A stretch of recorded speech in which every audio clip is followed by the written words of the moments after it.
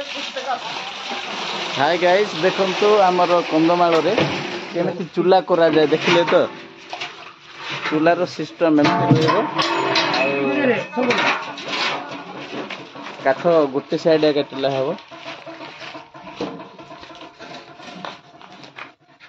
एमती पानी बसा जायछि ए होउछ हमर साटिया साटिया टिके हाय कर दियो तो सर साटिया सर टिके नमस्कार करो आज्ञा नमस्कार आज कौन होउछ एते बड़ डेक्ची रे भोजी करा होउछ आज्ञा कौन करो शांति तो बुझ होती यार बड़ बुझी बड़ भोजी नहीं कि हौ आपण माने एते बड़ डेक्ची देखंतु केतटा डेक्ची रखा हिची ए सब रे रंधा हेबो मांस भात डाली सब चिंता करथिबे जे कोन होउची बोली मु आपण मान को धीरे धीरे कहबी आपण माने व्यस्त होंतु नहीं निहाती जणाबी कोन होउची कोन नहीं एबे नहीं आउ टिके वेट करले मु जणेई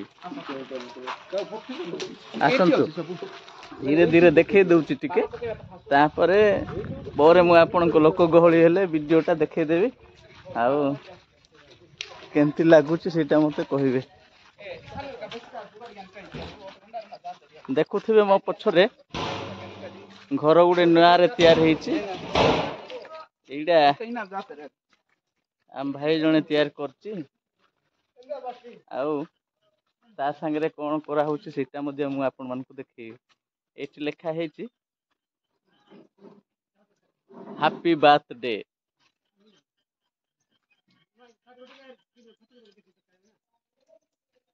जेम्स बोली लेखा हेछि देखुछन तो ता सहित पुणी लेखा हेछि कोन गृह प्रतिष्ठा तेणु भाई माने आमाने प्रत्येक भाई माने एवं संपर्क लोक जमा हे कि आज नाही कि आमे गृह प्रतिष्ठा करिया पई जाउछु आ ता सहित बाबूर 21 मध्ये करा हेबो आ गृह एंती तैयार करा हेछि देखंदो मु भितर सब नै कि जाउछि आपन को धीरे धीरे धीरे धीरे देखिबे आ आम परी गरीब लोक एंती घर तैयार करिया पई बहुत कष्ट हुए तेणु आमाने खुशी रे भोजीटा गृह प्रतिष्ठा करछु आपण मानकर आशीर्वाद मध्ये रहु आ वीडियो को मध्ये लाइक कर देबे आ शेयर करी सब्सक्राइब करिवे देखंतु एमते परिस्थिति अछि आ घर भितरे मु प्रवेश करूची एबे देखंतु झियो माने झाड़ू करूछंती सफा करूछंती आज हाय कर दिया एठी मध्ये झियो अछि ऊपरे आ बेलून फेलून लगा हेछि बहुत बढ़िया अछि आपन को ऊपरे देखौची देखंतु केमती डिजाइन करा हेछि बहुत बढ़िया डिजाइन करा हेछि देखिले त आ भीतर को जाउछु मु एबे भीतर मध्ये बहुत बढ़िया डिजाइन करा हेछि देखंतु आ ऊपरटा डिजाइन एमती अछि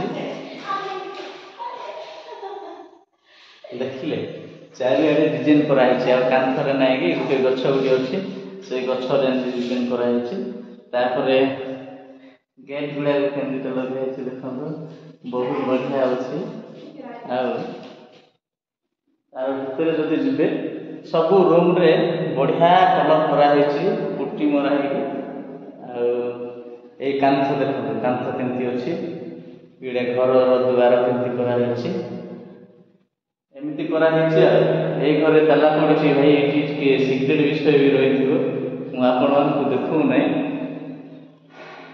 मनि हाथी पोरे लोक गहली होते मु देखि पारबी नै बोली मु एके एका मु घर देखि दिछि आपण माने घर देखंतु फास्ट केमती बना हेछि कोन नै बहुत बढ़िया अछि भाई हमटू छोट एज रो किंतु मेहनत करके बहुत कष्ट करके से घर बनै छथि प्रभु को आशीर्वाद रो भलो अछि आ हमनकर मध्य प्रार्थना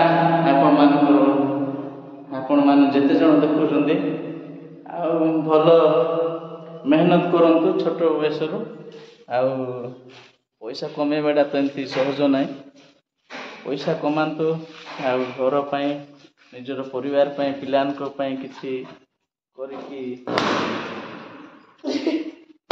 जानतु उठिलो बेलून फाटला भाई ମୁଁ ଯାଉଛି କିନ୍ତୁ ଉପରେ ସିନା ସିଢି ଉପରେ ବେଲୁନ ଫୁଟି ଯାଉଛି। ଦେଖନ୍ତୁ ଆହୁରି ମଣିଷା ସଫା କରୁଛି ଘର। ଟିକେ ଛାଡ ଉପରେ ସବୁ ଦେଖେଇ ଦେଇଥିବି ପରେ ପାଇବି ନା। ଦେଖନ୍ତୁ ଏମିତି କରାହେଇଛି ସିଢି, ବହୁତ ବଢିଆ ଅଛି। ଆପଣ ମାନଙ୍କୁ ଭଲ ଲାଗିବ ନିହାତି। ଏଇଆ ହଉଛି ଛାତ, ଆଉ ଛାତରୁ ଉପରକୁ ଗଲେ ଏମିତି ଦିଶୁଛି। ଏଠି ଜଙ୍ଗଲ ଅଛି ପଛକାନି ଦେଖନ୍ତୁ, ଜଙ୍ଗଲ ଅଛି। ଆହୁରି ମୁଁ ଆପଣ ମାନଙ୍କୁ ଦେଖେଇ ଦଉଛି। ଆହୁରି ଏଠି ଗୋଟେ ମୋର ବଡ ଭାଇ, ସେ ମଧ୍ୟ କରୁଛି। ଆଉ ଧୀରେ ଧୀରେ ସେଇଟା କମ୍ପ୍ଲିଟ ହେଲେ ମଧ୍ୟ ଭୋଜି ହେଲେ ମୁଁ ଭିଡିଓ କରିକି ଆପଣ ମାନଙ୍କୁ ଜଣେଇଦେବି। ଦେଖନ୍ତୁ ଏତେ ପାହାଡକୁ କାଟିକି ପ୍ଲେନ କରିକି ଏ ଘର କରାହେଇଛି। ଆମର ଜାଗା ମଧ୍ୟ ନାହିଁ, କିନ୍ତୁ ପାହାଡ ଗୁଡାକ ପାଖ ତଳିଆକୁ କାଟିକି ଡଜର ଆଣିକି ପ୍ଲେନ କରିକି ତାକୁ ଘର କରାହଉଛି। ଏଇଟା ବହୁତ ପଇସା ପତ୍ର ଖର୍ଚ୍ଚର ବିଷୟ, ଫିର ବି କଣ କରିବା, କରିବାକୁ ପଡୁଛି।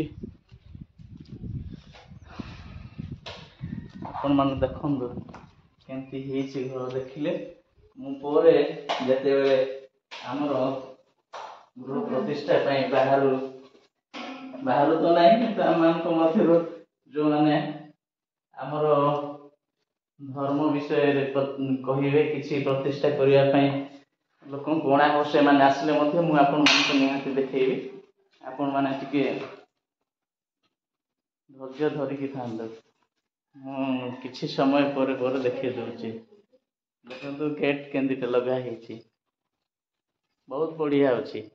ଆଉ ମୁଁ ଏତିକି କାହିଁକି ଦେଖଉଛି ଯେ ଆମମାନେ କେବେ କେବେ ଭାବିଥାଉ ମୁଁ କରିପାରିବି ନାହିଁ, ମୋ ଦ୍ୱାରା ହେବ କି, ସେମିତି ନାହିଁ।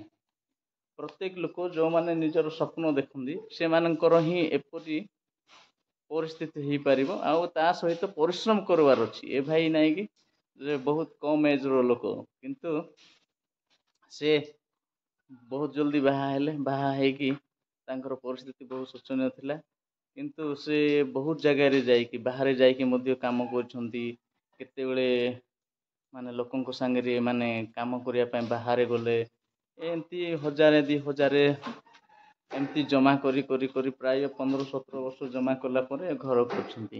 ଆଉ ଆପଣ ମାନେ ଭାବୁଥିବେ ନାଇଁ ଏମିତି ଗୋଟେ ହଠାତ୍ କୋଉଠୁ ପଇସା ଆସି ଯାଇଥିବ ଆଉ କରିଦେଇଥିବ, ସେମିତି କିଛି ନାହିଁ। ବହୁତ କରିକି ବାହାରେ ଦାଦନ ଖଟିକି ଏପରି ଘର କରିଛନ୍ତି। ତାଙ୍କର ଗୋଟେ ସ୍ୱପ୍ନ ଥିଲା ଘର ଗୋଟେ ଭଲଟା କରିବି ବୋଲିକି, ଆଉ ପ୍ରାୟତଃ 8-9 ବର୍ଷ ପରେ ଏ ଘର ହେଇଯାଇଛି। ତେଣୁ ଆମେ ସମସ୍ତେ ଭାଇମାନେ ମଧ୍ୟ ଖୁସି ଅଛୁ। ଆମଠୁ ସାନ ହେଲେ ବି ଏମିତି ଘର ଗୋଟେ କରିଛି, ତାର ମାନେ ସ୍ମୃତିରେ ସେ ରଖିକି ଯାଉଛି। ତାଙ୍କୁ ଆଶୀର୍ବାଦ କରନ୍ତୁ ଆପଣ ମାନେ ଏ ଭିଡ଼ିଓରେ, ଆଉ ଏ ଭିଡ଼ିଓକୁ ସେୟାର କରନ୍ତୁ, ଅନ୍ୟମାନଙ୍କୁ ମଧ୍ୟ ଆପଣ ପ୍ରେରଣା ଦିଅନ୍ତୁ। ଆଉ ଏମିତି ସକ୍ସେସ୍ ହେଲେ ସମାଜ ପାଇଁ ଏବଂ ସମସ୍ତଙ୍କ ପାଇଁ ଉନ୍ନତର ବିଷୟ ବୋଲି ଆମେ ଭାବି ଏ ଭିଡ଼ିଓ କରୁଛୁ। ରହିଲୁ, ନମସ୍କାର, ଧନ୍ୟବାଦ।